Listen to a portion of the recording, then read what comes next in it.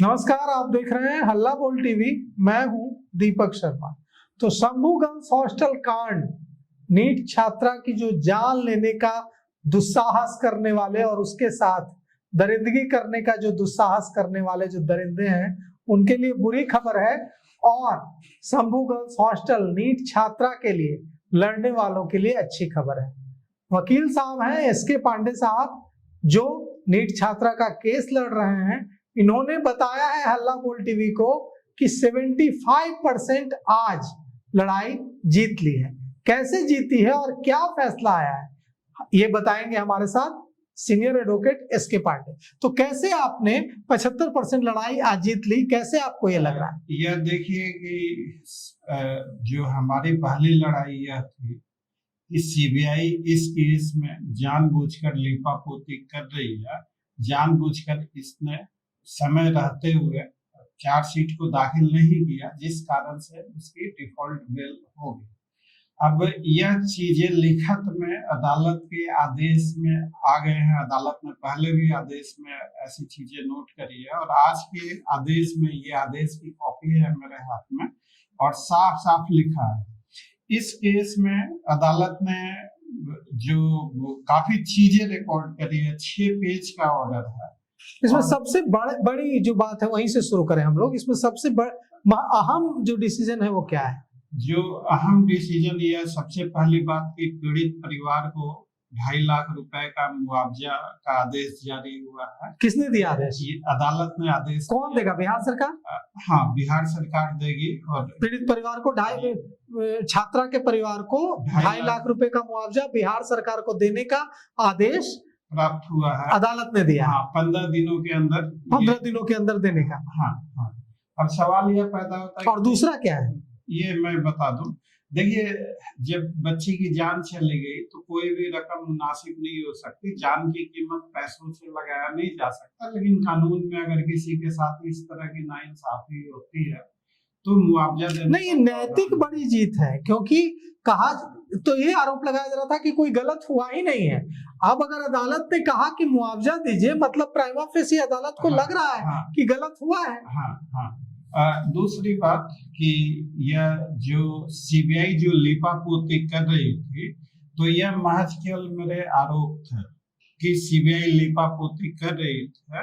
अब सीबीआई लीपापोती कर रही है कि सीबीआई लीपापोती नहीं कर रही है, इस बात का हम लोगों के पास कोई साक्ष्य या प्रमाण नहीं था। यह सिर्फ और सिर्फ एक आरोप था, हम लोगों का पक्ष था कि सीबीआई इस मामले में लीपापोती कर रही है।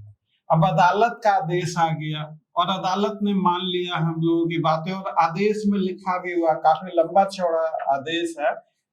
ये पढ़ के समझाने में काफी वक्त लगेगा। मैं मोटा मोटा यह बता दूं। जी, मैं मोटी मोटी बातें यह है कि अदालत ने यह मान लिया है कि जिस तरीके से जांच होनी चाहिए उस तरीके से जांच नहीं हुई, ये बहुत बड़ी बात। अदालत ने यह भी मान लिया कि जानबूझकर इसमें देरी की जा रही है ताकि जो ये भी अदालत ने माना, ताकि असली गुनाहगारों को बचाया जा सके। तो आज का आदेश सीबीआई के मुंह पर एक करारा तमाचा है।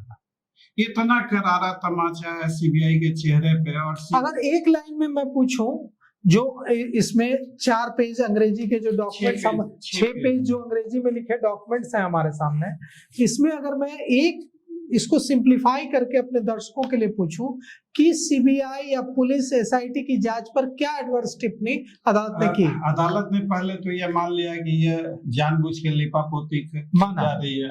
हाँ, ऐसे कई मुकदमे होते जिनमें लीपापोती कर दी होती तो 5-5 साल तक जांच ही पूरी नहीं होती। अब मान लीजिए कि यह अपराध हुआ इसी केस में 2026 है और 5 सालों तक कोई जांच रिपोर्ट दाखिल ना हो तो फिर justice delayed is justice denied. तो हम लोगों ने याचिका लगाई 193 सबसेक्शन 2 के अंतर्गत कि कानून यह कहता है कि 2 महीने में एफआईआर दर्ज होने से जांच कंप्लीट हो जानी चाहिए। तो उसी संदर्भ में हम लोगों ने याचिका लगाई। तो अदालत ने भी मान लिया कि हाँ, बिल्कुल ऐसा मैंडेट है और बिल्कुल जांच 2 महीने के अंतर्गत होनी चाहिए। तो आदेश की तारीख से लेकर 2 महीने के अंतर्गत सीबीआई को जांच पूरा करने का आदेश दिया गया है। और इतना ही नहीं, अब मान लीजिए कि 2 महीने का आदेश दे दिया गया और 2 महीने के बाद सीबीआई आके फिर कहे कि नहीं जी हम तो जांच नहीं पूरी हुई, कोई ना कोई बहाने लगा दे, तरकीब लगा दे, तो अदालत ने चेक पॉइंट निर्धारित किया। चेक पॉइंट यह है कि हर 14 दिनों में सीबीआई के सुपरवाइजरी ऑफिसर को और सीबीआई को एफिडेविट पर बताना पड़ेगा अदालत को, एफिडेविट पे प्रोग्रेस रिपोर्ट, स्टेटस रिपोर्ट देनी होगी अदालत को है कि आज से 14 दिनों तक आपने क्या किया, जांच कहां तक ये तो एक तरह से अदालत की निगरानी में जांच हो गई। ये बहुत बड़ा। देखिए मैं इसको सिंप्लीफाई करता हूं, जो टेक्निकल शब्दों में, कानूनी शब्दों में, भारी भरकम शब्दों में वकील साहब बता रहे हैं, मतलब इन्होंने जो बात बताई है, जो मुझे पत्रकारिता के हिसाब से समझ में आई है कि अदालत के सामने सीबीआई को अब यह बताना पड़ेगा हर 14 दिन पर कि क्या किया 14 दिन में। अब आप ये नहीं कह सकते हैं कि 14 दिनों में हमने जाकर फला व्यक्ति से पूछताछ कर ली। आपको ये बताना पड़ेगा कि 14 दिनों में आपकी प्रोग्रेस रिपोर्ट क्या है। अगर मैं सही समझ रहा हूं तो प्रोग्रेस रिपोर्ट देनी होगी 14 दिनों की, हर 14 दिनों, हर 14 दिन पर। और सिर्फ रिपोर्ट नहीं, वो रिपोर्ट एफिडेविट पे देनी है, एफिडेविट पे देनी। और अगर कोर्ट में कोई झूठा एफिडेविट देता है तो फिर उस पे बहुत जबरदस्त कार्रवाई भी हो सकती है। जी जी। तो शपथ पत्र के माध्यम से प्रोग्रेस रिपोर्ट देनी होगी जी अदालत को, सीबीआई को, हर 14 दिन। और सिर्फ शपथ रिपोर्ट ही नहीं, जांच आज कहां है, इन 14 दिनों में क्या जांच में प्रगति हुई, हर चीज टेबुलर फॉर्म में बना के, मतलब अब सीबीआई के पास बचने का, हालांकि अब सीबीआई की नियत में ही खोट है, सीबीआई के ऑफिसर उतने बुरे नहीं है लेकिन उन पे दबाव है। देखिए इंसान कोई भी हो, सीबीआई के जो ऑफिसर हैं उनको भी लगता होगा किसी बच्ची के साथ वो नाइंसाफी कर रहा है, उनकी बेटियां भी उनसे सवाल पूछती होगी कि पापा नीट छात्रा को इंसाफ आप लोग दिला पाएंगे कि नहीं दिला, उस शर्म से नजरें चुराते होंगे, अपनी बेटियों का सामना नहीं करते होंगे, और उनकी आत्मा जरूर उन्हें धिक्कारती होगी कि वो कहीं ना कहीं मजबूर है, असहाय है, लाचार है। लानत है ऐसी नौकरी, लानत है ऐसी जिंदगी पर जहां यह आपकी मजबूरी नहीं है, यह आपकी दुर्दशा है। तो देखिए, तो अगर हम लोग फिर से अदालत के आदेश पर आए तो 2 बड़े फैसले, एक की मुआवजा 2.5 लाख रुपए का देना होगा 15 दिनों में बिहार सरकार को। यह नैतिक बड़ी जीत है मुआवजे से ज्यादा, क्योंकि अभी तक कहा जा रहा था कि छात्रा के साथ कुछ गलत हुआ ही नहीं। अब कम से कम अगर अदालत ने कहा है कि मुआवजा दीजिए, मतलब अदालत यह प्राइमा फेसी मान रही है, अदालत को यह महसूस हो रहा है कि गलत हुआ, तभी तो मुआवजा कंपनसेशन दिया जा रहा है। दूसरी जो बात समझ आई कि जो लेट लतीफी का लीपापोती का जो आरोप लग रहा था तो प्रमाणित हो गया, उसमें लीपापोती का जो आरोप था वो प्रमाणित हो गया, आदेश में लिखित में आ गया, और अदालत ने कहा कि हर 14 दिनों पर आपको प्रोग्रेस रिपोर्ट देनी होगी शपथ पत्र के माध्यम से, एफिडेविट के माध्यम से। तो ये, और इसके अलावा कोई बड़ी बात? और इसके अलावा जो अदालत ने इसमें और भी बहुत सारी चीजें कही है, गोल ओरिएंटेड मैनर, सुपरवाइजरी से संबंधित।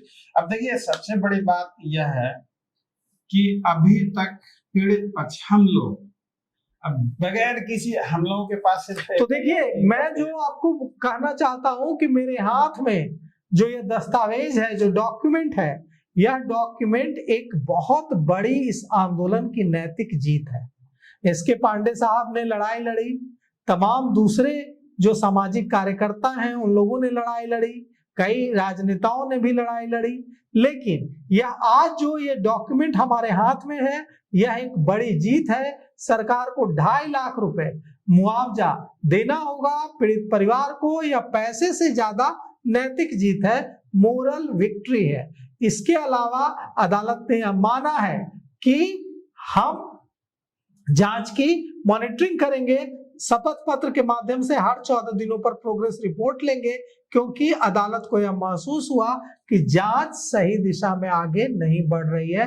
तो यह बहुत बड़ी जीत है इस मामले में। आप कुछ और इसमें जोड़ना चाहेंगे? जांच, अदालत ने यह माना है कि जांच सही तरीके से नहीं हो रही, जांच में भी लिपापोती हो रही है, जो कारण दिए जा रहे हैं जांच में देरी का, वो कारण असंतोषजनक है। तो यह चीजें पहले आरोप थी, अब अदालत की फाइंडिंग में आ चुका है जी। तो हम लोगों के सामने यह जोड़ना यह चाहता हूँ कि अभी हम लोग वकील के सामने सबसे बड़ी जिम्मेवारी होती कि वो याचिका क्या लगा है, फोरम कौन सा हो। हमारे सामने भी कई लोग हमें भी कहते थे कि सर आपने तो दिल्ली में प्रैक्टिस किया है, सुप्रीम कोर्ट क्यों नहीं लगाते, हाई कोर्ट क्यों नहीं लगाते। मैं भी विचार कर रहा था, लेकिन अब देखिए सवाल यह पैदा होता है कि आप अगर यही याचिका, कौन सी याचिका किन हालातों में कहाँ लगाना है, जो हमारे साथी जो नए वकील हैं जो वकालत करना चाहते, कुछ सीखना चाहते, तो मैं उनको आपके चैनल के माध्यम से यह कहना चाहता कि आपकी याचिका क्या होनी चाहिए, फोरम कौन सा होना चाहिए, यह बहुत मायने रखता है यहाँ जो है, और ये एक डिसाइसिव फैक्टर होता है। दूसरी बात कि देखिए अभी हम लोगों के हाथ में कोई जानकारी नहीं है, जब तक साक्ष्य और सबूत को इकट्ठा करने की जिम्मेवारी जांच अधिकारी की है। अभी हम लोग अंधेरे में एक बंद कमरे में है, जहां न हालात का पता न साक्ष्य सबूतों का पता। जो साक्ष्य सबूत थे वो तमाम चीजों को गायब कर दिया गया सीबीआई के द्वारा। तो जांच रिपोर्ट का दाखिल होना, उस दिन से हमारी लड़ाई शुरू हो जाएगी। अभी लड़ाई शुरू नहीं हुई है, लड़ाई उस दिन शुरू होगी जिस दिन जांच रिपोर्ट अदालत में दाखिल की जाएगी। और मामले को ठंडा करने के लिए ऐसे मुकदमों में, लीपापोती वाले मुकदमे, ऐसे हजारों मुकदमे होंगे। 5 साल हो गए, 10 साल हो गए, आज तक चार्जशीट नहीं दाखिल हुआ। आप नरोना देख लीजिए, ब्रह्मेश्वर मुखिया हत्याकांड देख लीजिए, कई ऐसे एक नहीं सैकड़ों हजारों उदाहरण पड़े हैं। तो सीबीआई का इरादा है इसमें यही था कि 5-5 साल तक लटका दो इनको, तब तक बातें आई गई हो जाएंगी। लेकिन अब वो नहीं होगा। अब सीबीआई की मनमर्जी मनमानी नहीं चलेगी। यह सब गैर कानूनी था, अदालत ने सारी बातें मान ली। तो अभी तो जंग शुरू नहीं हुई है, तो अभी हम हार या जीत नहीं कुछ कह सकते। लेकिन हाँ, ये बड़ी मोरल विक्ट्री जरूर है। हाँ, चूंकि अभी जंग शुरू नहीं हुई है, जीत तो तब होगी जब इन अपराधियों को फांसी के तख्ते तक पहुंचाया जाएगा। तो अभी जंग जारी है, हम लोग समर्पित हैं, ये अपने अंतिम सांसों तक लड़ेंगे इसको। और देश की तमाम बेटियों से, जनता से, हर किसी से मैं सिर्फ यह कहना चाहता कि आप भरोसा रखिए, इस देश का कानून जिंदा है। इंसाफ देर सवेर जरूर मिलेगा, अवश्य मिलेगा, सत्य की जीत होगी।